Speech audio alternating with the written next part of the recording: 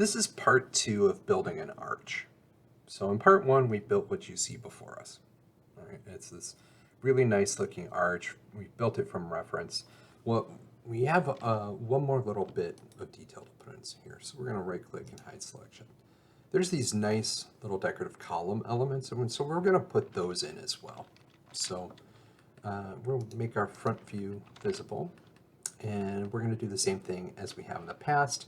We're going to come here to create, go to rectangle, and we're just going to make a rectangle that kind of matches that general shape for all these different portions here. We'll select the main one, right click and convert to edit spline, and attach them together. And actually I'm gonna attach them all together. I'm realizing that anytime I build over here on the left, it always ends up creating problems for us. So I'm gonna kind of take these shapes and kind of move them a little bit over to the side. Make sure this shape is gonna go beneath the footer. And we'll just adjust some of our shapes here. Kind of move them to match the contour, the right edge contour on this. Move these over. Let's go into Vertex. Kind of move that. Move these over. Maybe raise them up some. And actually, it looks like that one on to the right is going to be even more useful to us. So I'm going to move kind of the pivot kind of in the center. Let's grab all of our points and right click and say corner. Just go into segment and just shift this over, shift this one over, shift this one over, and shift this one over. That works.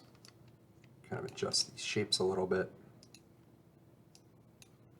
You're going to want to make sure they overlap as usual. Let's bring this up. All right. It's kind of giving me that general shape. I could go back in, of course, as always, and refine it if I want to get a little bit more character in here. Could move these over a little bit. Don't want them to come in any further than this outer edge, though. So if I want to bring this over, I'll bring it down, and I can kind of bring these over like that. All right, that looks good. Let's go ahead and select the main spline and go into Boolean and just Boolean our edges together. There we go. Go into segment, and I just want that outer edge. And same thing as before. We're going to go ahead and make ourselves a rectangle.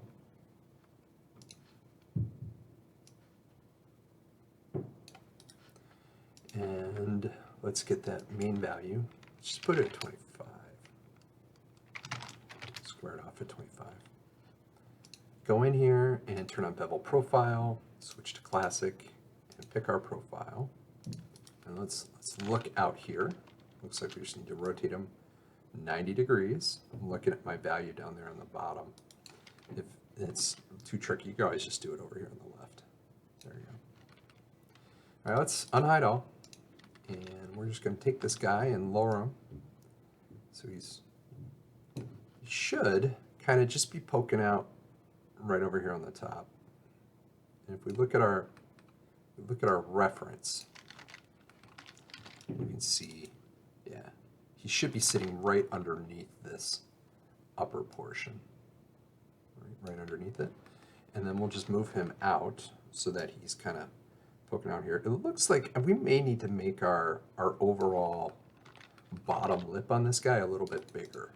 So let's select our model. I'm going to come in here, zoom over. I'm just going to region select to grab all those polys right there. And I'm going to right click and go into scale. And I'm going to grab this handle so it's just the center here and just kind of scale that out. There we go. And so now those guys sit a little bit nicer on there. If you wanted to grab everything, you could grab all those parts and maybe scale them out a little bit more too. If you thought, or maybe just this portion. But you really want to get this guy to sit nicely on there. There we go. All right, so we have that. Let's go ahead and select this model. We're going to right click and convert to edit poly.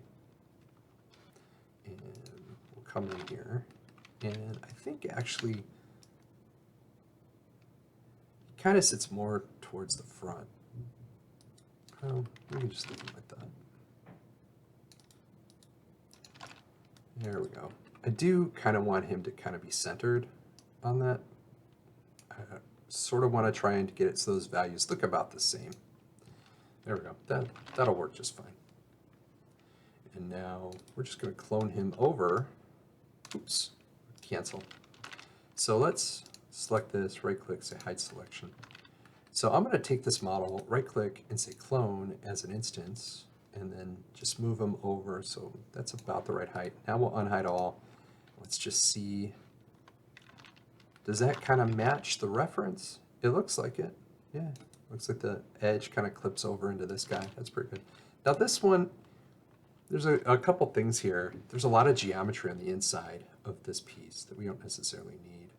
I wonder if we just took these edges and we brought them in. Because it is an instance, they'll both change as we do it.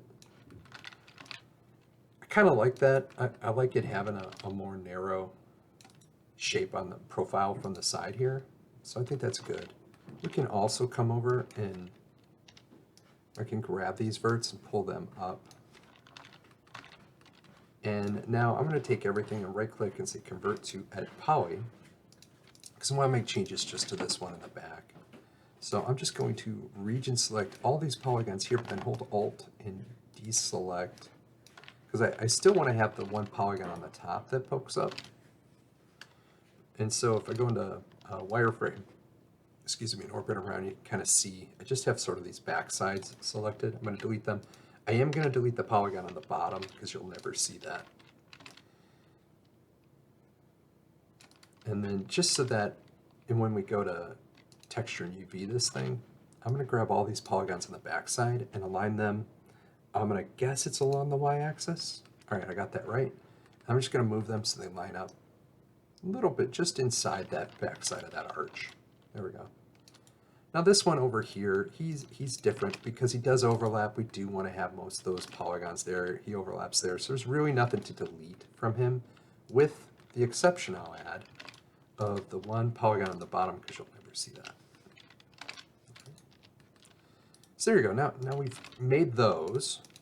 And so what I'm going to do at this point is, in the past, maybe just select this and attach it and put symmetry, but we're going to want to bring this into a video game engine. And to do that, I want to make sure, because right now if I select the model and go to rotate, you'll notice it has a rotation of 90 degrees. And I'm going to go in here to create and make a box with a value of a length of 100, a width of 100, and a height of 100, and hit create here in perspective.